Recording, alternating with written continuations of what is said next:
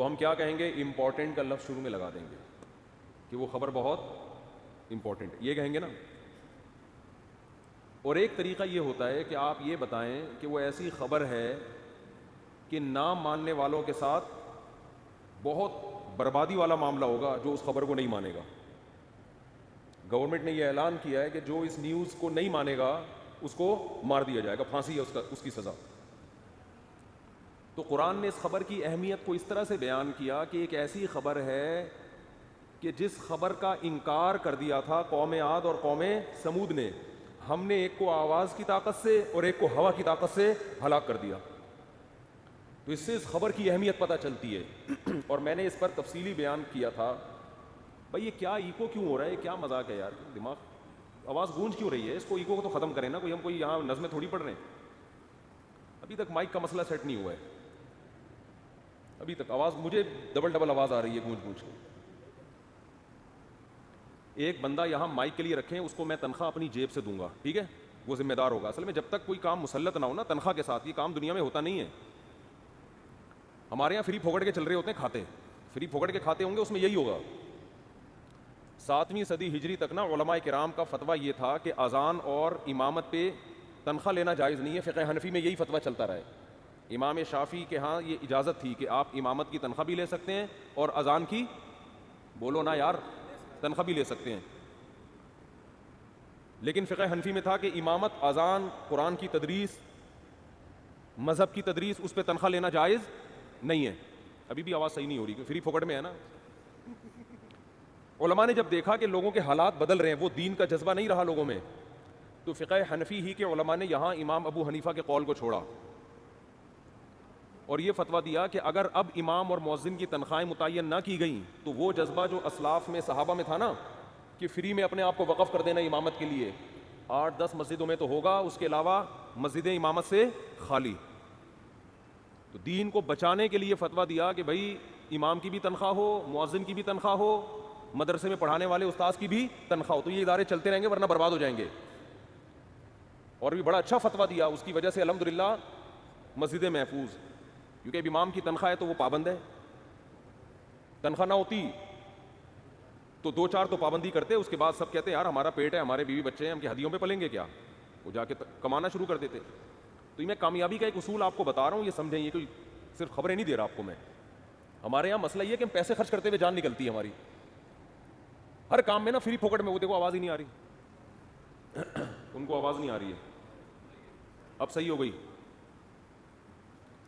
تو ہم نا ہر کام میں چاہتے ہیں کہ پیسے بچائیں اور فری میں کام ہو، اس کا پھر یہی حشر ہوتا ہے. جب دین کا کام نہیں ہو رہا، امامت، مؤذن، ائمہ حرمین کی بھی تنخواہیں ہیں، پوری دنیا میں اب امام کا وظیفہ ہوتا ہے، پھر آپ اس کو فورس کر سکتے ہیں، بھائی آپ وظیفہ لے رہے ہو، آپ ٹائم پہ نماز کیوں نہیں پڑھا رہے؟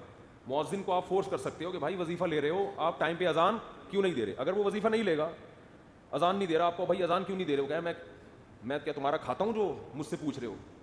غریبی میں چل رہی ہوگی مؤذن کا، جس دن موڈ ہوا ثواب کا اذان دے دے گا، موڈ نہیں ہوا تو کہے گا میں تو تمہارا باپ کا غلام تھوڑی ہوں.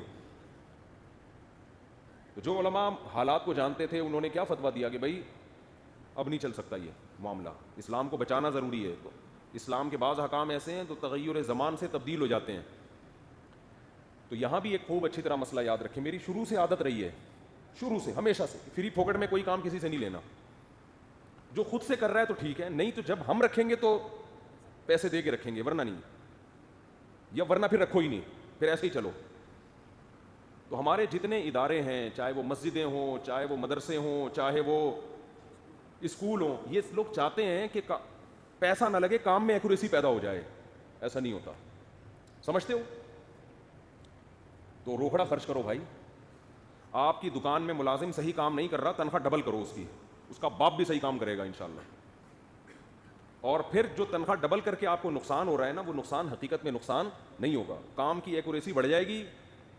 اس کو یہ ڈر ہوگا کہ اب اگر مجھے نکالا نا انہوں نے تو میرا ہی نقصان ہے، ان کا نقصان نہیں ہے. تو اس کا باپ بھی کام کرے گا اور پھر پروفٹ آپ ہی کا ہوگا.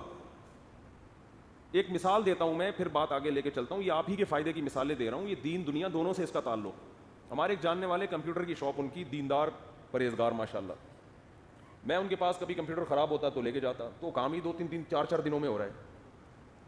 میں نے ان سے کہا یار اتنا لیٹ کام کیوں ہو رہا ہے؟ انہوں نے کہا انٹرنیٹ کا پرابلم ہے. میں نے کہا یار وہ فائبر کیبل ہوتی ہے کون سی, وہ ڈالو یار, پیکج بہت خاندانی, سب سے مہنگا والا پیکج لے لو, ٹھک ٹھک ٹھک کر کے کام ہو. نہیں جی وہ تو بہت مہنگا ہے. تو اتنی سینس نہیں ہے کہ کسٹمر جو, میں کٹ گیا پھر میں نہیں اب وہاں جاتا, جو دو دن کا کام ہے وہ 6 دنوں میں ہو رہا ہے, تو ہم تھوڑی جائیں گے وہاں پہ. تو یہ سبھی کا ایک قوم کا اجتماعی مسئلہ ہے. ابے بھائی تو یہاں پیسہ بچا رہا ہے, یہ نہیں دیکھ رہا کہ اس کی وجہ سے کسٹمر تمہارے کتنے کٹ رہے ہیں. یہ پیسہ تم قرضہ لے کے بھی خرچ کر دو نا, جب ٹھک ٹھک ٹھک لوگوں کا کام ہوگا تو آپ دیکھو لائن لگے گی, رش لگے گا, وہ وہاں سے ریکوری ہو جائے گی. مگر نہیں جی, بس ہماری قوم کا ایک اجتماعی المیہ ہے کہ اوپر کی کھوپڑی استعمال نہیں کرنی. ایک صاحب مجھے کہنے لگے میں جب سفر پہ جاتا ہوں میری بیگم کو بڑا غصہ آتا ہے, اور اس کی وجہ سے میرے تجارتی سفر بھی اب خراب ہو رہے ہیں, بزنس کے لیے سفر کرنا مشکل ہو گیا ہے. بیگم کہتی ہے ہر دوسرے دن سفر پہ چلے جاتے ہو, ٹائم نہیں دے رہے, یہ نہیں اور وہ نہیں, اور اس کی وجہ سے اب میں ذرا سفر میں نے کم کر دیے, گھر کے ماحول خراب ہو رہا تھا. میں نے کہا بھائی جان بزنس کرنا میں انویسٹمنٹ پیسہ لگتا ہے, تو صرف اس کاروبار میں نہیں لگتا, اس کے جتنے بھی لوازمات ہیں نا سب میں لگتا ہے. میں نے کہا جب سفر پہ جاؤ, بیگم ظاہر ہے ٹائم کی قربانی دے رہی ہے, کچھ روکڑا اس کے ہاتھ میں رکھ کے جاؤ,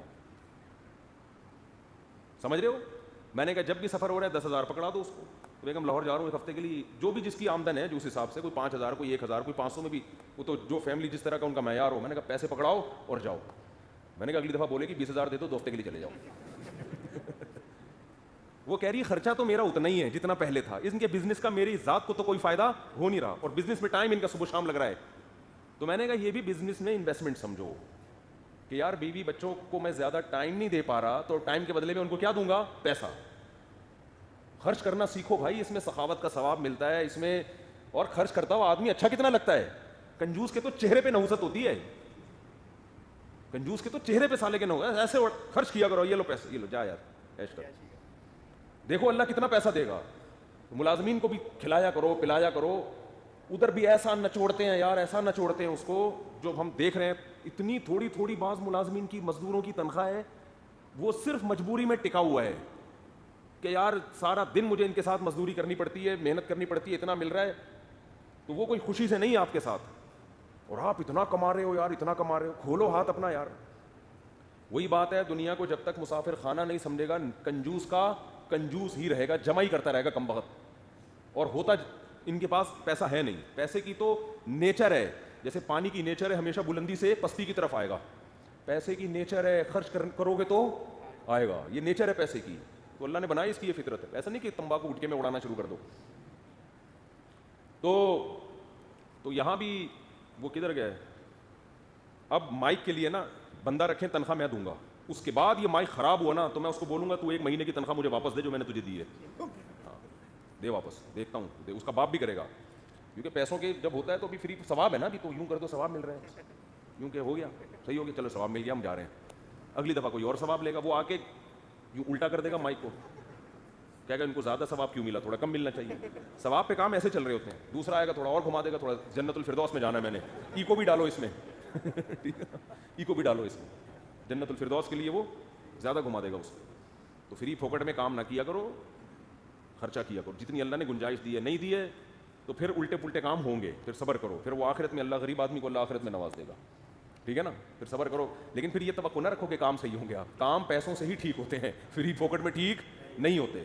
ہاں یہ خوب سمجھ لو. اب غریب آدمی کیا کرے, وہ صبر کرے, یہ سوچے دنیا مسافر خانہ ہے, کھانے کو مل رہا ہے نا 2 ٹائم کی روٹی, بیان کرنا کوئی ضروری نہیں ہے, مائک کا ٹھیک ہونا اسلام میں کوئی ضروری نہیں ہے. تو صبر کرو, مر جاؤ, آخرت میں اللہ نوازے گا. غریبوں کو اس طرح سے میں تسلی دیتا ہوں.